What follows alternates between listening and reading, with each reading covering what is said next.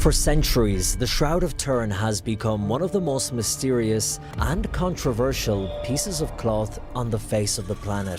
In 2015, scientists extracted DNA from the most controversial cloth in human history. They expected contamination. They expected noise. Instead, they found genetic markers from a region so specific and so ancient that it should have been impossible for a medieval forgery to contain them. And the man who first photographed the evidence was Jewish. Here's the deal. It bears an image on it, ventral, front and back dorsal, of a human figure. The Shroud of Turin was supposed to be settled science. In 1988, 3 of the world's top laboratories declared it a medieval fake. Headlines ran, books were closed, the debate was over, except it wasn't. Because in the years that followed, chemists proved the sample was contaminated, imaging specialists found data that no forger could have planted, and a geneticist in Padua pulled DNA from the cloth that traces back to one specific corridor of the ancient Near East, a corridor that includes 1st century Jerusalem. The scientific establishment doesn't want to reopen this case, but the evidence doesn't care what the establishment wants. And the man at the center of it all, a skeptic, a photographer, a Jewish scientist who never asked to believe any of this, spent 40 years trying to walk away. He couldn't. The cloth that won't die. For more than a century, the Shroud of Turin has survived every attempt to explain it away. Carbon dated, dismissed, declared a medieval forgery by scientists who were certain they had closed the case in 1988. But the cloth kept pulling people back, because every time someone tried to prove it was fake, they found something that made no sense. The linen is 14 feet long and 3.5 feet wide, faint, barely visible to the naked eye. But pressed into its fibers is the full body image of a man, front and back, bearing wounds consistent with Roman crucifixion, scourge marks across the torso, nail wounds through the wrists, not the palms, a ring of punctures around the scalp, every injury lines, up with the gospel accounts, not loosely, precisely. And the image itself breaks every rule of medieval art. It contains no brush strokes, no ink, no pigment residue of any kind. The discoloration exists only on the outermost fibers of the linen, thinner than a human hair. No forger in the 1300s had that technology. No forger today can replicate it. The shroud has been called a painting, a photograph, a scorch, a chemical reaction. Every theory has failed under examination, and every failure made the mystery deeper. The question was never whether the cloth was strange. Everyone agreed on that. The question was whether science could finally explain it, or whether the explanation would be stranger than the mystery itself. The man who didn't believe Barrie Schwortz had no reason to care about a Christian relic. He was Jewish. I was born and raised in an Orthodox Jewish home. Not a practicing Jew at this point in my life, but I was for that first 13 years. A professional photographer hired in 1978 to document the shroud for a team of American scientists. Nothing more. He expected to spend a few days in Turin, take his pictures, and move on with his career. He didn't expect what happened next to change his entire life.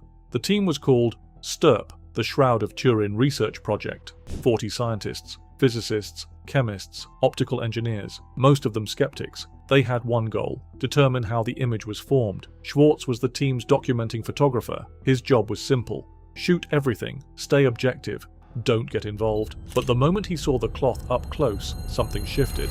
The image wasn't on the surface the way paint sits on canvas. It wasn't soaked into the fibers the way a stain spreads through fabric. It hovered on the outermost layer of each thread, impossibly thin, impossibly precise. He had spent his career understanding how images are made. Light, exposure, chemistry, those were his tools. This image followed none of those rules. He told himself it meant nothing. He was there to take photographs, not to have a crisis of understanding. But the questions had already started, and they would follow him for the next 40 years. What the cameras couldn't explain. The STURP team brought every instrument they had: ultraviolet scanners, infrared cameras, X-ray fluorescence equipment. For 5 straight days they examined the linen like a crime scene, and what they found broke the simplest explanation immediately. On the cloth, because what appears in a photo negative is actually a positive image. How is that possible? There was no paint, no dye, no pigment of any kind that could account for the image. They tested for tempera, nothing. Watercolor, nothing. Oil-based compounds, nothing. Every medium known to medieval or ancient artists came back negative. The discoloration was caused by a chemical change in the cellulose of the linen itself. The fibers had been dehydrated and oxidized as if something had scorched them from the inside out, but it wasn't a scorch in any traditional sense. There was no directionality, no evidence of a heated object pressing against the cloth. The change was uniform across every fiber it touched, and it stopped at a depth of roughly 40 micrometers. The team also discovered something that stunned the photographers in the group. The image contained three-dimensional spatial information encoded in its intensity. Brighter areas corresponded to points closer to the body, darker areas mapped to points farther away. No painting in history contains that kind of data. No photograph does either. The STURP team spent 3 years analyzing their results. Their final report was cautious but clear. The image was not the product of any known artistic or scientific method. The verdict that silenced everyone. In 1988, 3 independent laboratories in Oxford, Zurich and Tucson ran radiocarbon tests on a small sample cut from the Shroud's corner. The result was devastating. Medieval, 13th or 14th century. Case closed. The relic was a fake, and every newspaper on Earth printed the obituary. The headlines were, "Brutal. Turin Shroud is a fake. Science settles the debate. Medieval hoax confirmed. Decades of careful analysis, the STURP findings, the three-dimensional data, the absence of pigment, all of it was swept aside in a single news cycle. The carbon date was treated as the final word. Researchers who had spent years studying the cloth watched their work become irrelevant overnight. Funding dried up, journals stopped accepting papers, conferences were cancelled. The scientific community moved on with the confidence of people who believed the question had been answered permanently. Schwarz himself nearly walked away. The number felt definitive, 1300s. That should have been the end. But a few scientists, quietly, carefully, started looking at the test itself, not the result, the method, the sample, the chain of custody, and what they found would reopen the case wider than it had ever been before. The problem with the sample. But almost immediately, something about the test started bothering the people who knew the cloth best. The sample hadn't come from the original linen. It had been cut from a corner that showed clear signs of medieval reweaving, a repair patch stitched in after fire damage in 1532.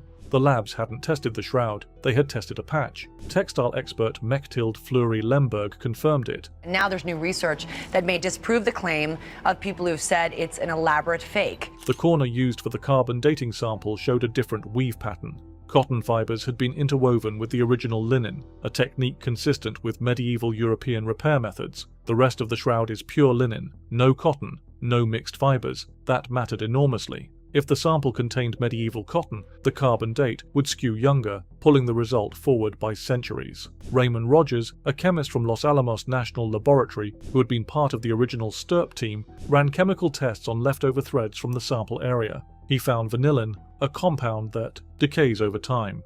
The sample thread still had it. The main body of the shroud did not. His conclusion was straightforward. The sample area was chemically different from the rest of the cloth. The carbon date applied to the patch, not to the shroud itself. Rogers published his findings in a peer-reviewed journal in 2005. He estimated the cloth's actual age at between 1300 and 3000 years old. Nobody retracted the headline. DNA that shouldn't exist. In 2015, a team led by geneticist Gianni Boccaccia at the University of Padua extracted DNA from dust particles vacuumed directly off the shroud's surface. What they found defied every expectation. The samples contained genetic markers from all over the ancient world, haplogroups native to the Middle East, Eastern Africa, India and Southern Europe, scattered across a single piece of linen. Critics immediately pushed back. The shroud had been handled by thousands of people over centuries. Pilgrims had touched it, priests had carried it.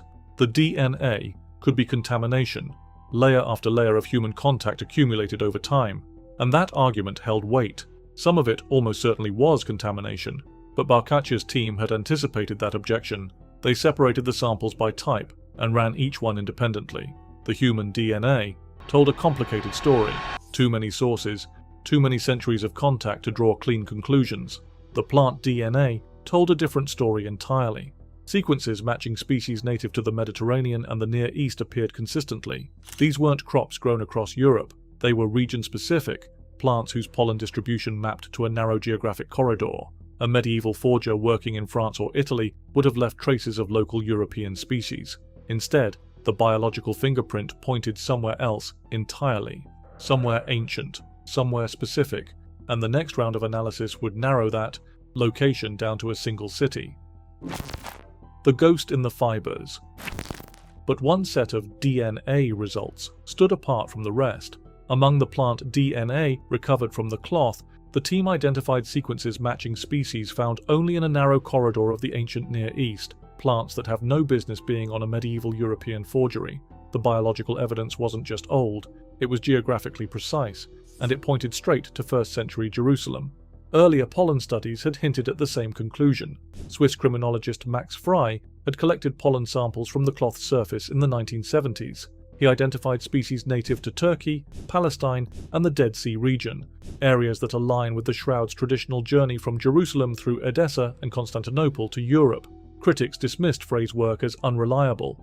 His methods were outdated, his sample sizes too small. But Barcaccia's genetic data, collected with modern laboratory protocols, confirmed the same geographic pattern. The plant species weren't random, they clustered around a specific corridor of the ancient Near East. Several were endemic, meaning they grew nowhere else on Earth.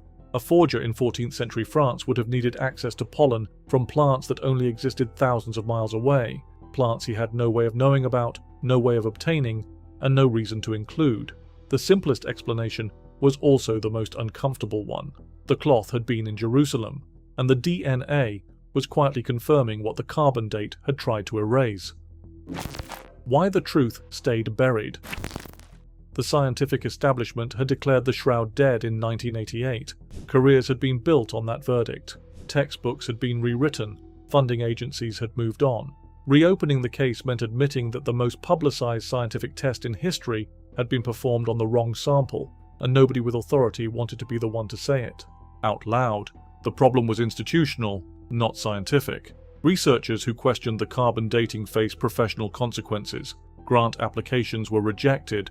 Papers were returned without review. Colleagues distanced themselves. The message was clear. Challenging the 1988 result was career suicide, and the Church didn't help. The Vatican had authorized the carbon dating in the first place. Reversing course would mean admitting they had allowed a flawed test to define the relic's legacy for decades. So both sides, science and religion, had reasons to leave the verdict in place. Meanwhile, the evidence kept accumulating. Roger's chemical analysis, Barcaccia's DNA study, new imaging technologies revealing details invisible to earlier instruments. Each finding chipped away at the 1988 conclusion. None of them alone was enough to overturn it, but together they painted a picture that was getting harder to ignore. The Shroud hadn't been debunked, the test had been compromised, and the difference between those two statements was enormous, if anyone was willing to say it publicly. The photograph that changed everything.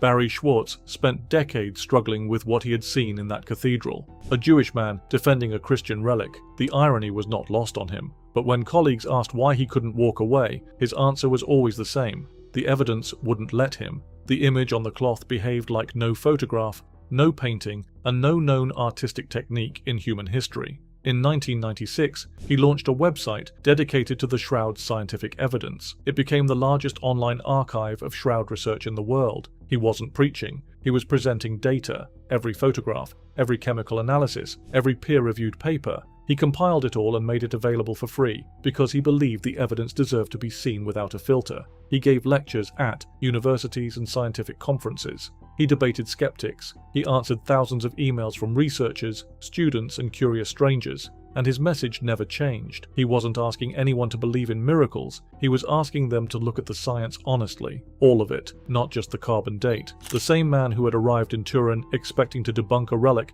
had become its most credible advocate, not because of faith, because of what the cameras showed him, what the instruments confirmed, and what 40 years of trying to explain it away had failed to do. The Shroud of Turin sits in a climate-controlled vault beneath the Cathedral of St. John the Baptist. Millions have prayed before it, millions more have dismissed it, but the science, the actual peer-reviewed, independently verified science, refuses to land on either side. The carbon date was compromised, the image defies replication. The DNA maps to a geography that a medieval forger could not have, faked, and had no reason to attempt. And the man who documented all of it, Barrie Schwortz, still isn't asking anyone to believe. He's asking something harder. He's asking people to look at the evidence without deciding in advance what it's allowed to mean. The Shroud doesn't need defenders, it needs honest examination. And the uncomfortable truth is this: after more than a century of testing, we still cannot explain how the image got there. If the most advanced laboratories on Earth can't replicate it, and the most rigorous tests can't explain it, what exactly are we looking at? If you think the world's oldest unsolved mystery deserves a second look, subscribe, because the evidence they tried to bury is only getting harder to ignore.